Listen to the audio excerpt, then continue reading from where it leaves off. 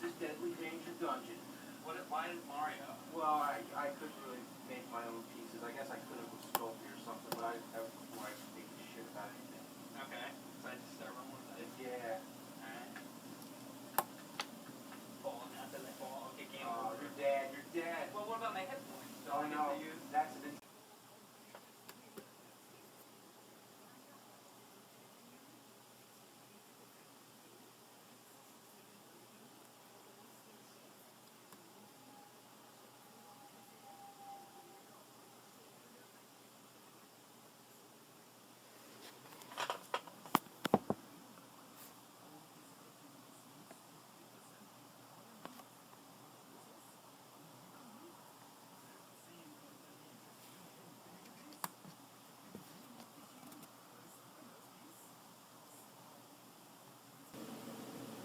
this power plug, you can see the dip there. The two on the bottom there, those are AC, and then you have ground on the top, and I have 5 volt there. But if you have a Commodore from 1981, then it's on the opposite side. So, yep, that didn't work. Yes, yeah. I did a study on RAM on memory chips,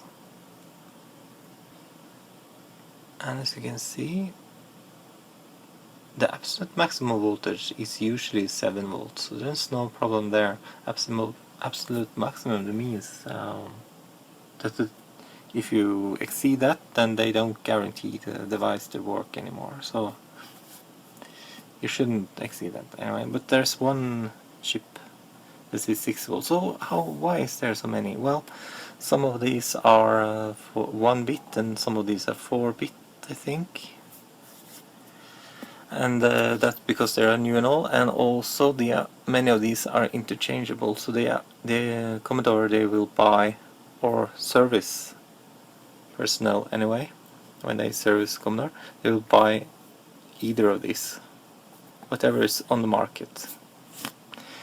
Because sometimes this is difficult to get, and we'll get something else, and they are different. So what I looked at was the absolute max and also the operating voltage here. So, and you can see that they don't recommend to go over 5.5 volt in the long run, because if you do that, then you may destroy your device faster, or the life will be shorter.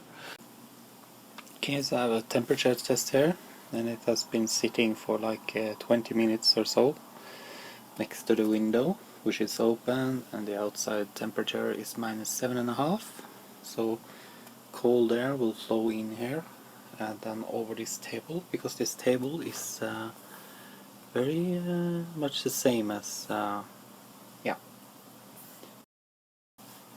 this has the same height as the window. So, and now you can see that it's 1.7 degrees, so it's been sitting there for a while. So, and the temperature sensor there is no, I don't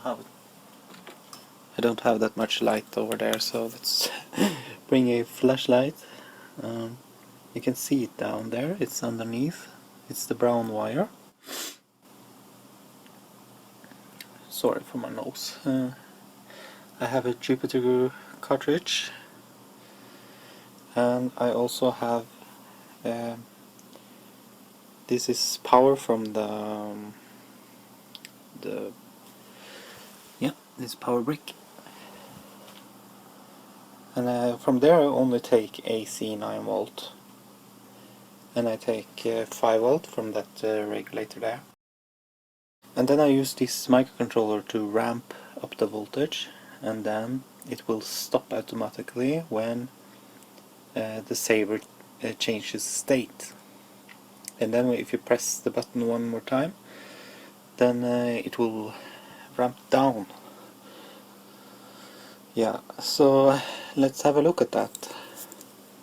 Let's switch it on, it's on. Okay, so let's switch the power on. So now you can see you have a Jupiter lander, right? And the LED is flashing.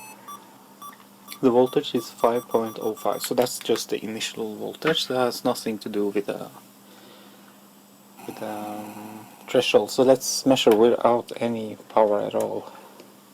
Now I'll switch off the Commodore, press the button, it flashes faster, and you can see the voltage is rising.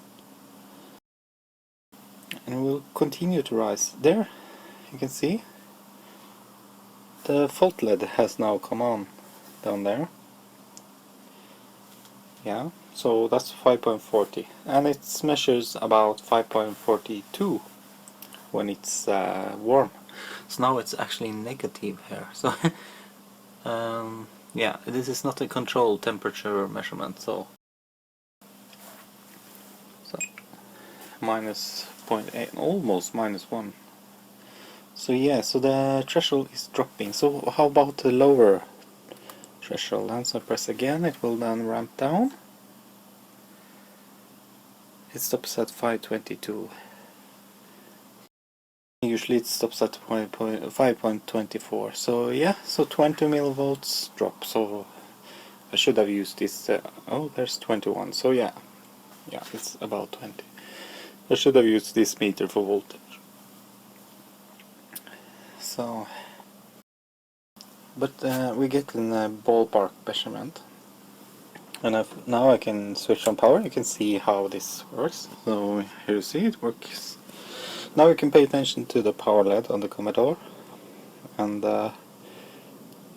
Saver's fault condition LED, the red one. You can see the power was cut here and the fault LED is on. And it's 5.41 or 42. That's because there's some drop when you have a load, so that doesn't mean the threshold is up there. Has nothing to do with that. So you can see how this works. If I do this, you can see the screen at the same time. So yeah, let's try it again. And there it comes on again. So yeah, so that was what I wanted to test. How does it perform when it's cold? And as you can see, it's not a controlled environment, so the temperature is swinging a little bit, but it's around 0, as you can see. Degrees Celsius anyway. So let's see again. 5.42. So that's pretty stable. So now the next thing I will test is using a hairdryer to get it up to 40 degrees C. So, but that will be for another time, I think. Because right now I only have the dangerous one, the one that put out so much heat, so I don't want to use that. So yep, so it's stable at low temperature, no problem. So that was we have talked about.